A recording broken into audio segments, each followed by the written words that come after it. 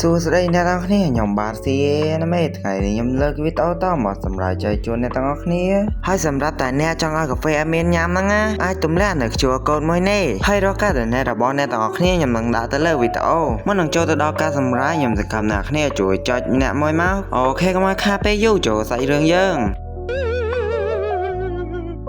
សាច់រឿងលេងបន្តពីភាគមុនកូតូណូកំពុងតែអោបតួប្រុសហើយអារ៉ាតាពិតជាឆ្ងល់ខ្លាំងមែនតើកាសារឿងមកពីអ្នកនេះវិញស៊ីយុនក៏បាននិយាយថានៅពេលនេះយើងដឹងហើយថាពួកយើងមិនជាប់សាច់ឈាមគ្នាទេហើយនៅក្នុងគ្រួសាររបស់យើងមិនមានច្បាប់ទម្លាប់ការរៀបការនឹងគ្នាបានទេព្រោះគេមិនជាប់សាច់ឈាមនឹងគ្នាហើយអូកានិយាយទៅស៊ីយុនថាដូចជាគាត់មានរឿងអ្វីលាក់បាំងនឹងនាងហើយស៊ីយុនក៏បានប្រាប់ទៅថាលើមុនកូតូណូនាងប្រាប់ទៅគាត់ថាគឺស្រឡាញ់អារ៉ាតាជួយផ្ញើសម្លេងនេះទៅឲ្យអារ៉ាតាផងពេលគាត់ដឹងហើយដូចជាពិបាកចិត្តរឿងនេះវាធ្វើឲ្យអូកាពិតជាភ្ញាក់ផ្អើលខ្លាំងមែនទែនកូតូណូនាងសារភាពប្រាប់អារ៉ាតាស៊ីយុនប្រាប់ឲ្យអូកាកំត់លើពេករឿងនេះទុកជារឿងសម្ងាត់ប្រយ័ត្នតែមានអ្នកលើពិតជាមិនល្អទេ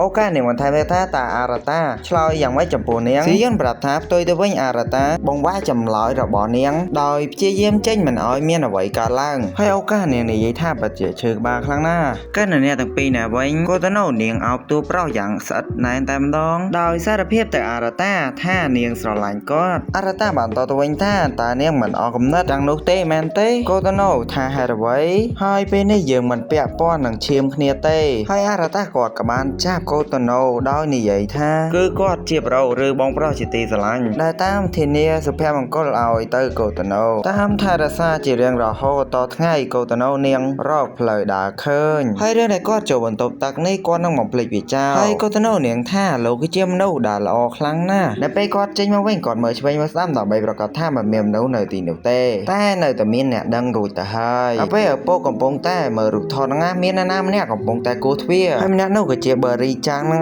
ឯងនៅពេលដែលអារ៉ាតាដើរទៅបន្ទប់វិញហ្នឹងគាត់ឃើញជាមួយនឹងស៊ីហាកំពុងតែអង្គុយលើគ្រែរបស់គាត់ហើយគាត់ក៏បានសួរទៅស៊ីហាថាហេតុអ្វីបានជានាងមកបន្ទប់របស់គាត់ឬក៏នាងច្រឡំបន្ទប់ហើយស៊ីហានាងនិយាយថាគឺនាងមកទីនេះមានរឿងនិយាយគ្នាហើយអារ៉ាតាក៏សង្ឃឹមថាមិនដូចគ្នាទៅចោះហើយស៊ីហានាងបាននិយាយថាតើលោកចាំទេកាលយើងនៅក្មេងយើងដូចជាបងប្អូនគ្នាអញ្ចឹងដោយនិយាយបណ្ដាដើរទៅមុខបណ្ដាអារ៉ាតាថាមានរឿងអ្វីកើតឡើងស៊ីហាបន្ថែមទៀតថាវាមិនដូចគ្នាទេនៅពេលនេះហើយស៊ីហានាងក៏បានឡើងទៅលើទូប្រុសរបស់យើងដោយនិយាយថា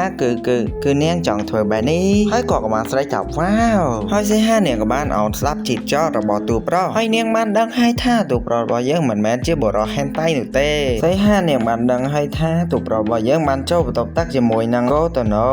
វាធ្វើឲ្យគាត់ពិតជាភ្ញាក់ផ្អើលខ្លាំងមែនតើខំលាក់ប៉ុណ្ណឹងឯងនៅតែដឹងទៀតណាសីហានាងបញ្យល់ទៀតថាគឺនាងចូលទៅងុយទឹកណាស្រាប់តែឃើញមនុស្សពីរនាក់នៅក្នុងនោះពេលចេញមកបានដឹងថាគាត់ហើយលោកនាងបានយល់ហើយនៃរឿងទាំងនោះហើយសីហានាងបញ្យល់ទៀតថាសម្រាប់ទំនាក់ទំនងជាមួយនឹងបងប្អូនគ្នាឯងណាមិនអាចទៅរួចនោះទេហើយពួកគេទាំងពីរហ្នឹងណាមិនមានក្នុងចំណោមនៅក្រោមនោះទេកន្លែងនេះគឺចង់បញ្យល់ថាពួកគេទាំងពីរមិនមែនជាបងប្អូននឹងគ្នានោះទេចឹងហើយស្រឡាញ់គ្នាបានសីហានាងបន្ថែមទៀតថាគឺនាងអាចទុកចិត្តគាត់បានដោយសារនាងធ្វើបែបនេះហើយជីតចររបស់លោកដើរធម្មតានិយាយបែបនេះហើយសីហានាងក៏បានដើរចេញបាត់ទៅ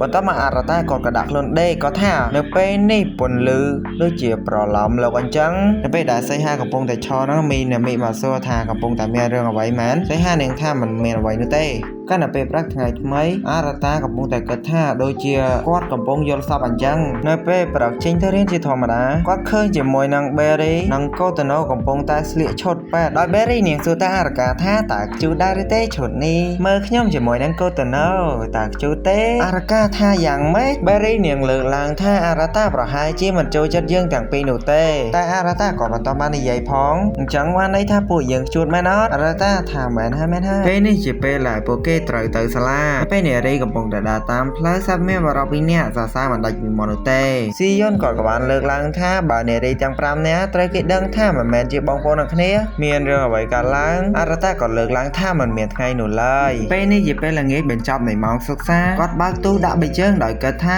មិនមានសម្បត្តិស្នេហាណាមួយសោះហើយមីណាមីឃើញគាត់ក៏បានហៅគាត់ទៅអារ៉ាតាសួរទៅនាងថាអ្វីបានជានាងមិនហាត់បន្ថែមម៉ោងអញ្ចឹងមីណាមីថានាងមិនបានហាត់ទេនៅថ្ងៃនេះហើយពួកគេក៏បាននាំគ្នាដើរទៅផ្ទះជាមួយនឹងគ្នាលុះដើរមកដល់មុខហើយសត្វតែមាននារី3នាក់មកសុំថតជាមួយនឹងមីណាមីមើលទៅ មីណាមីដូចជាមានប្រជាប្រិយភាពខ្លាំងណាស់បន្តមកអារតានិយាយទៅនាងថាកីឡាដូចជាពូកែតែរៀនដូចមិនសូវពូកែសោះអញ្ចឹងមិនអីទេចាំប្រូឬក៏បងប្រុសជាទីស្រឡាញ់បងរៀនទៅប្អូនណាហើយពួកគេក៏បាននាំគ្នាចូលទៅហាងមួយកន្លែងដោយអារតាកំពុងតែបញ្យលមីណាមីមិនគិតស្ដាប់គេបញ្យលអីនោះទេកើតតែខ្វាយខ្វល់ពីអ្វីផ្សេងទៅវិញដោយអារតាសួរទៅនាងថាយល់អត់មីណាមីឆ្លើយថាយល់ហើយអនុវត្តអារតាក៏បានដាក់ឲ្យគ្រីងអស់ដោយសារធ្វើត្រូវច្រើនពេកបន្តមកក៏រត់ទៅជារៀងធ្វើឲ្យអារតាសោកចុកពោះតែម្ដងបន្ទាប់ពីចេញមកវិញឃើញជាមួយនឹងយូគូអារតាមិនហ៊ានជប់នាងនោះទេក៏លាក់ពួនតែពេលត្រឡប់មកផ្ទះវិញមីណាមីក៏បានសួរអារតាថាតើជាក្រាស់របស់លោកមែនទេហើយគាត់ពិតជាភ្ញាក់ផ្អើលខ្លាំងមែនតើមិនក៏នាងដឹងមីណាមីថាអូកាជាអ្នកប្រាប់